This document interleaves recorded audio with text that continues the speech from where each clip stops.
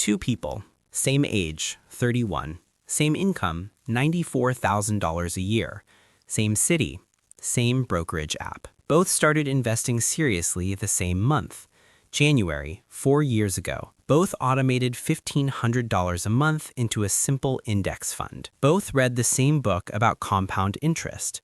Both said out loud to someone they trusted, "This is the year I actually start building." Year 1, both accounts sit around $19,000. They compare notes occasionally, feel good about it. Year 2, $41,000. Still feels good. The number is moving. Year 3, $67,000. Marcus, the first person, starts doing math. At this rate, he thinks, it'll take me another 11 years to hit $500,000. 11 years. He keeps the automation running, but stops thinking about it the way he used to. Year 4, $97,000. Almost 6 figures in the account. It should feel like a milestone. It doesn't. It feels like 4 years of discipline and sacrifice for a number that still feels far away from anything resembling freedom. A colleague mentions he made $40,000 on a single options trade last month. Marcus looks at his $97,000 sitting quietly in an index fund and feels, for the first time, genuinely stupid for being this boring. He stops the automation in November, just temporarily, he tells himself. The second person, Lila, does not stop in November. She feels everything Marcus feels. The impatience, the smallness of the number relative to the time invested, the nagging suspicion that maybe boring is just another word for slow. She feels all of it, and she keeps the automation running anyway. Fast forward to today, year 8. Marcus restarted his contributions 2 years after stopping. His account balance, $187,000. Lila's account balance, $798,000. Same income, same starting point, same monthly contribution. The only difference? 4 years in, one of them survived the part of this journey that almost nobody talks about, the hidden level, the long, quiet, unglamorous stretch between $100,000 and $1 million, where the math works, the machine runs, and nothing feels like it's happening, until suddenly, years later, it obviously was. My name is Nick, and today we're going to live inside that hidden level, because this is where wealth is actually built, not in dramatic decisions, not in clever moves, in the boring middle, in the years that feel like nothing, in the months where the account barely moves and every human instinct says this isn't working. The people who understand what's actually happening in the boring phase build wealth. The people who don't quit. And the gap between those two outcomes is not small. Let's start with the math, specifically, because the reason the hidden level feels like nothing is happening is that for the first several years, almost nothing is relative to what's coming. Lila invests $1,500 a month, 8% average annual return, year by year. Year 1, she contributes $18,000. Market earns her $900. $900.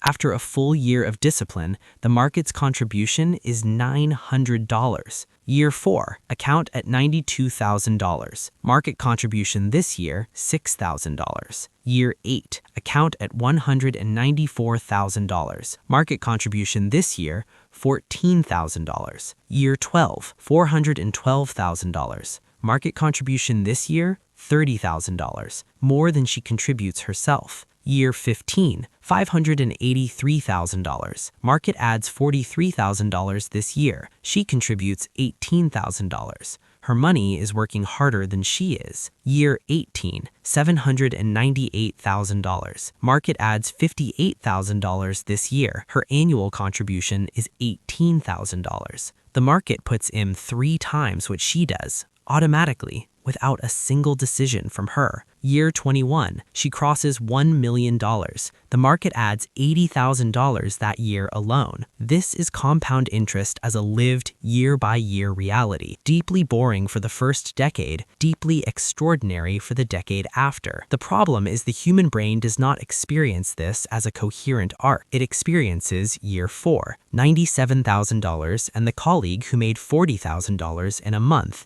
and the feeling that 11 more years of this is an eternity. Here's what the hidden level actually is. It is the phase where the math is working exactly as designed, and it feels like failure. Not dramatic failure, just the persistent, dull feeling that this isn't adding up fast enough, that you're doing everything right and it's not paying off at the rate the effort deserves. That feeling is not a signal that something is wrong. It is the price of admission to everything that comes after year 12, when the machine stops feeling slow and starts feeling like something else entirely. But you have to pay the admission in years, in boring months. In November of year 4, when a colleague made $40,000 on a single trade, and you have $97,000 that went up 0.3% last week. JP Morgan tracked investor returns against market returns over 20 years, finding the average investor earned 2.9% annually over a period when the S&P 500 returned 6.1%. The gap,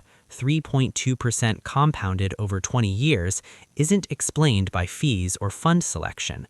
It's explained by behavior, by people who stopped the automation in November of year 4, who chased the thing that felt like it was working faster, who could not survive the hidden level. The hidden level doesn't kill your wealth dramatically. It kills it quietly in the months when you stop, and the compounding that would have happened doesn't, and the money that wasn't there in year 5 isn't compounding in year 10, and the money not there in year 10 isn't compounding in year 15. Marcus stopped for 2 years. The actual cost isn't $36,000 in missed contributions. Modeled to retirement, it's closer to $280,000 because the machine never recovered the lost time. Here's what most financial content gets wrong about the day financial stress disappears. They treat it like an income event. Get to a certain salary and the worry stops. Cross a certain number and the anxiety lifts. That is not how it works. Income is a necessary ingredient, but it is not the mechanism. And understanding the actual mechanism is the difference between reaching a salary milestone and having it change nothing, and reaching a salary milestone and actually feeling the silence. There are 3 specific things that make financial stress go quiet, not simultaneously, not overnight, but in sequence, one building on the next, until one ordinary Tuesday morning, the calculation just isn't running. The first thing is the emergency fund. Not the concept, the actual fund, sitting in an account doing nothing. The emergency fund is the most boring, most repeated, most universally ignored piece of personal finance advice in existence. And the reason people don't have it is not that they don't know about it.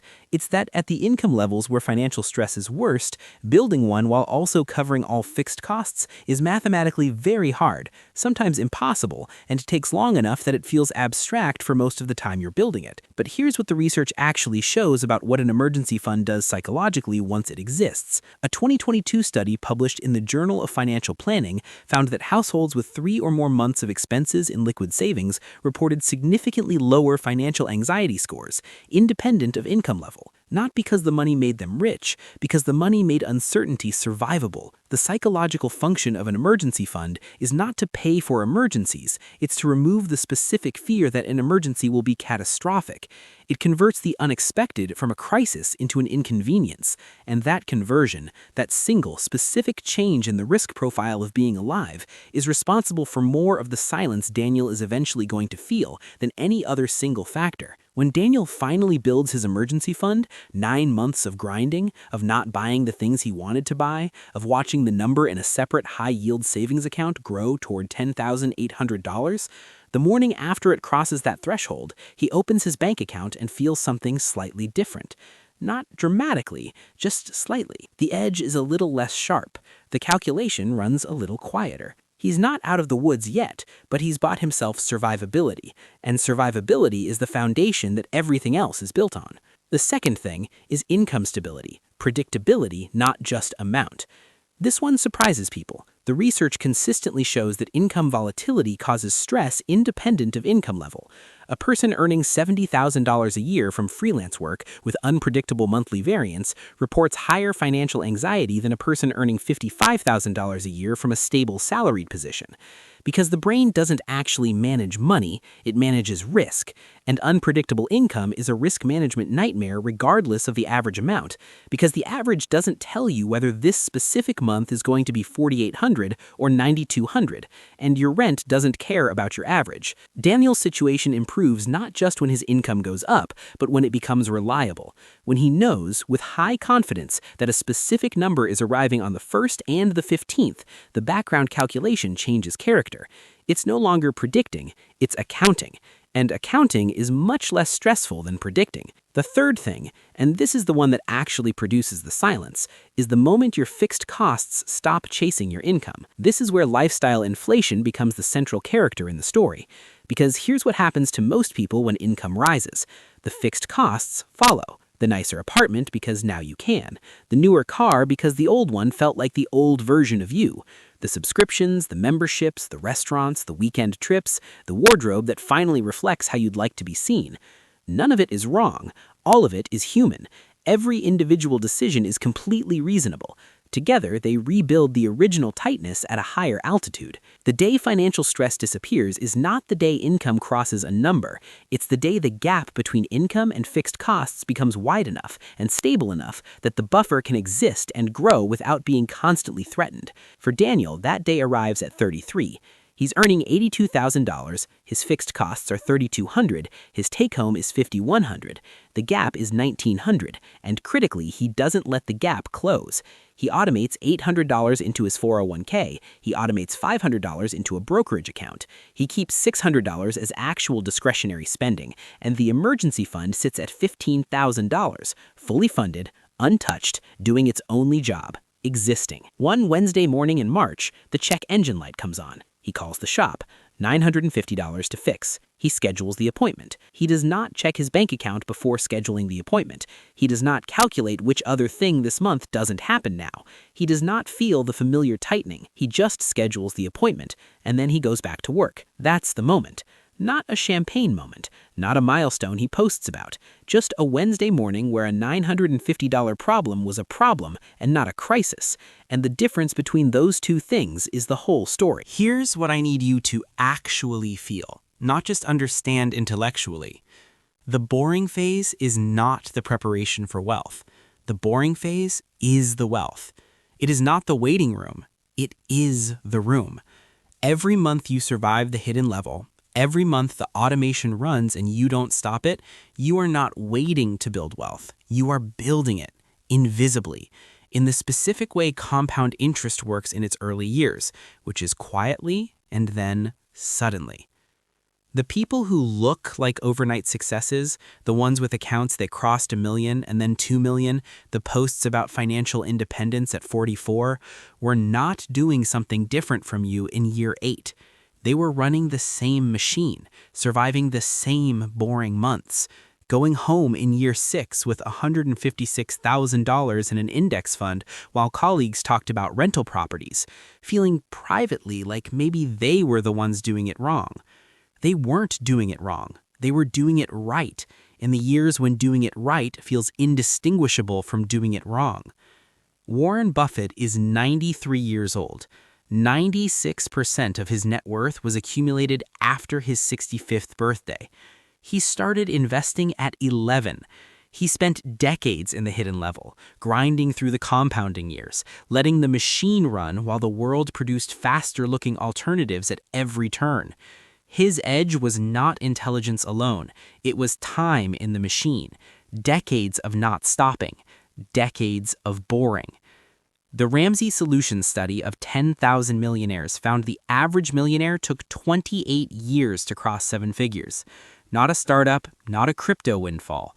28 years of regular contributions, regular compounding, regular boring months where the account moved and it didn't feel like enough.